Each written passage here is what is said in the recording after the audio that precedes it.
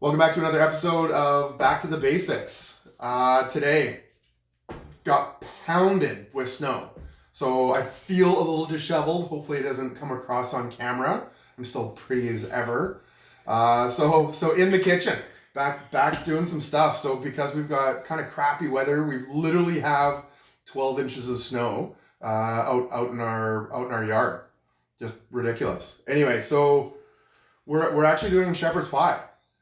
Okay, call it chef dog, which is fun. When I was working at the Strathcona Hotel when I was still in high school, I think I was 17. We had it on the menu and it was always chef dog. So the ticket comes into the window, ordering 2 chef dog, and away we go. We'd fire it in the microwave at that point in time and finish it in the oven. But that's just the way we did it way back when. So the other thing that we're doing are tequila Caesars today. Right? So nice little cheers. I don't think there's you can't tell what time it is because the microwave timer's not on. Amazing. Cazadores, Anejo, solid. Great way to start the day. I kind of feel like just leaving it there because I might need a second one. And they're not 1 ounce. Definitely not 1 ounce. I didn't pour them. Kara has a heavy hand. She's the one. She's getting the blame on that one. So I got taters on already. Really didn't feel as though that you guys needed to watch me peel some potatoes. Pretty sure you guys know how to do that. However, I did start them in cold salted water.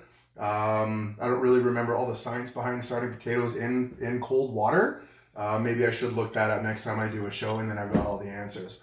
But really it just helps the process. 1, for cooking. 2, pulls out all those great nutrients and vitamins that we get. So as it goes through all those different temperatures and getting up to that boiling point and beyond, you're really pulling out everything out of that potato that we want.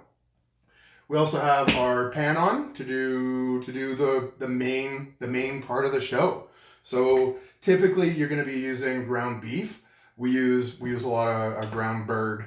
So whether it's ground chicken or ground turkey, today it's ground turkey. So we're going to go ahead and fire this into our pan and start browning it off.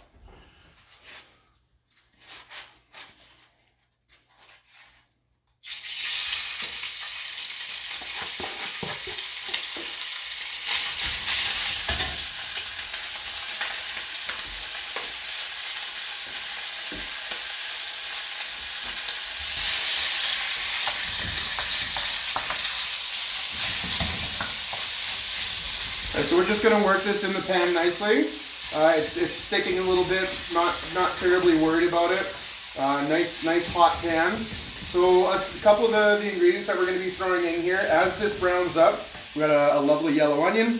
We're going to slam that in there, get a little bit of a saute going on. And we've got a couple other treats to show you from past episodes, sauce bordelaise specifically. So that demi that I slaved over for about 3 days. That's where we're going to inject some of that beef flavor. It's going to be wonderful. Again, middle of winter, you're not going to get a lot of fresh veggies. So again, back to my frozen peas. I talk about probably every second or third episode. And canned corn. Peaches and cream canned corn. It's going to work for what we need it to do. If I was in the restaurant and doing a little bit higher end, I'd be getting whole corn. I'd be grilling them off on the grill with the husk still on, so it almost steams and grills at the same time, and then cut off all the kernels and then back scrape to get all the starch out. Be just a process I don't care to do today, and that's okay. Just doing some good old-fashioned home cooking today. Okay, so now that that's just nicely browned off, slamming our onions. It's a nice quick saute, nothing too crazy. Just want to get them again a bit translucent. Get some of that aromatic flavors into what's going to be kind of our, like I said, the main show, and our sauce as well, because we want to keep building up that sauce.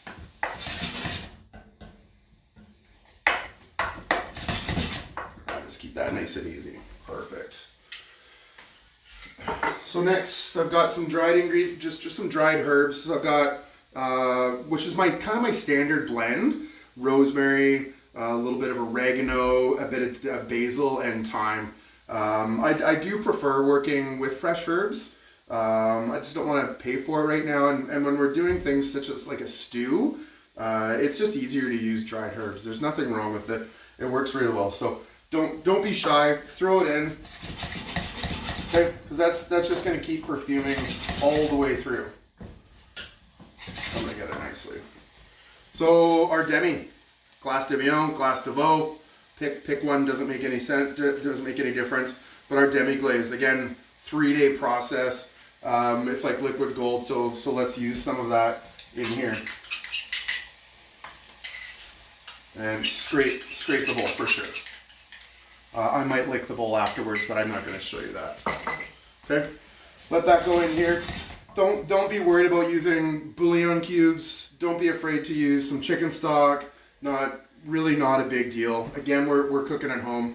Again, in a restaurant, we're going to have stock. We're going to have veg stock, chicken, beef, and we're going to have fish stock, and that's pretty standard within the shop, right? So we'll get this in here. So because I'm going to end up doing a bit of a reduction on this, I'm just going to add just a little bit of water. Don't need very much.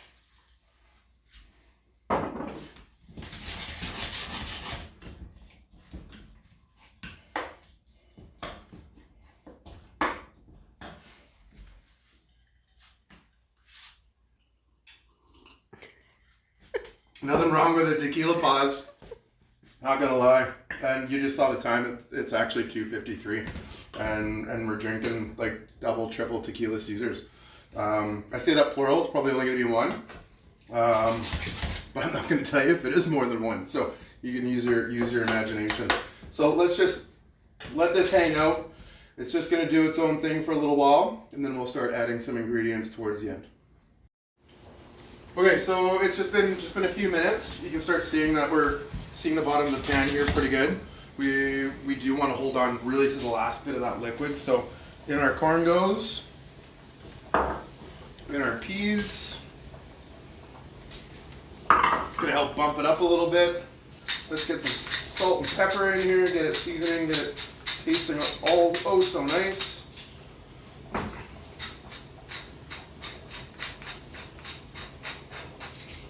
And really this process is quite quick.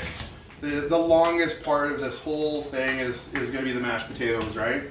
Half hour, 45 minutes or something like that.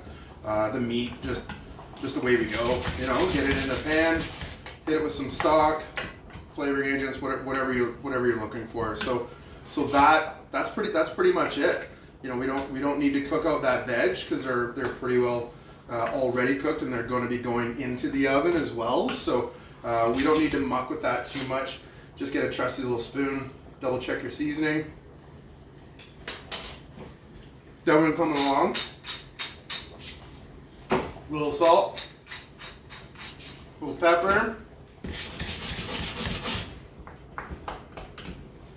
I always find that shepherd's pie is pretty underrated. It's never kind of front of mind when we're making dinner for the family, but it's something that you can make earlier in the afternoon, and you can actually refrigerate it. It'll hold up in the fridge super easy. Fire it in your oven. Bob's your uncle. Put a salad with it. Don't put a salad with it. I don't care. I'm not having a salad tonight, I don't think. It's just going to be the goodness for sure. So we've got some cookware here, some oven proof. Fire that in the bottom. Spread it around nice. All those bits out. Nice and level. Already looking good. There it is. That's it. Next we just wait for the taters. Fire the taters on and in the oven. Alright, taters are strained off. They're finished. We've got our meat mix obviously already in its container. We're almost all the way through our Caesar. So really, if you want timing on a dinner, it's a Caesar. Okay? I'm not going to say it's going to be half hour, 40 minutes and make it exact. How about just, it's going to take you the amount of time to make a Caesar. So taters, just going to whip you through. You can do them your way. It doesn't matter. Just showing you how I do mine. a fairly good lump of sour cream, which is always nice. Butter is just, butter's better. Easy as that. So we can get a couple good sized nubs in there, and perhaps an extra. Check the seasoning on that one in a second. Bit of milk. Pretty close. And just an old school masher, super quick. Give it a good mix. And then I'll finish it off just with a bit of salt and pepper. Oh yeah, smell it already. Okay, so we got some garlic powder, a little bit of onion salt. We're gonna throw some of that in there. Just a little extra flavor. Slam that pepper in there. Generous portion of salt.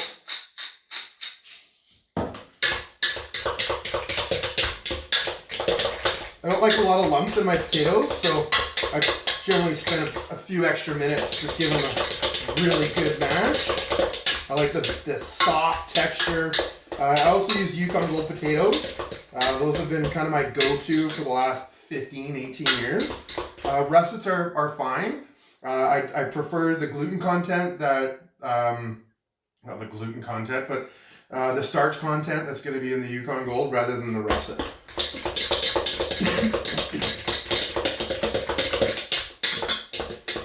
Okay, good excuse to give it a try. Steal a spoon from earlier. A bit more salt for sure. A little bit more seasoning.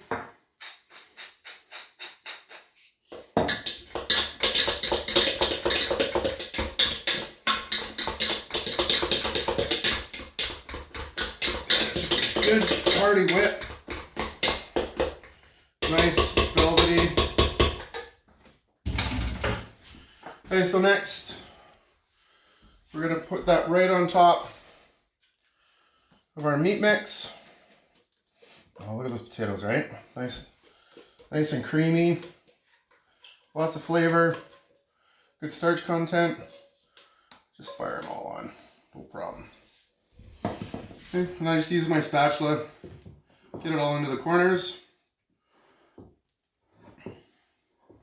Okay, you can do it nice and smooth. You can do whatever you want. Put little designs in it. Put a face in it. Makes no difference to me. I don't really care. But what I do kind of find fun is just patting it. You get little peaks, and the peaks kind of turn color in the oven. You can put an egg wash on here if you want. Not much my deal. Just some dried parsley. You can use fresh if you wish. Just get a little bit of greenery in there. Presentation value, which is kind of fun.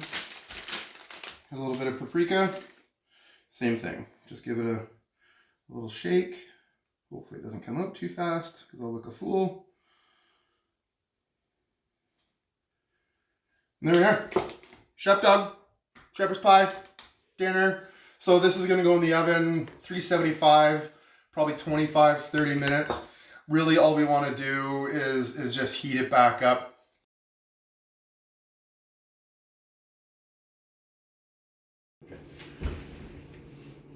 Whoo, whoo. All right, Chef Dog it up. There it is, bubbly, nice and hot. 375, 20 minutes. Jam a spoon in there, serve it up, make it happen. Love you, stay safe.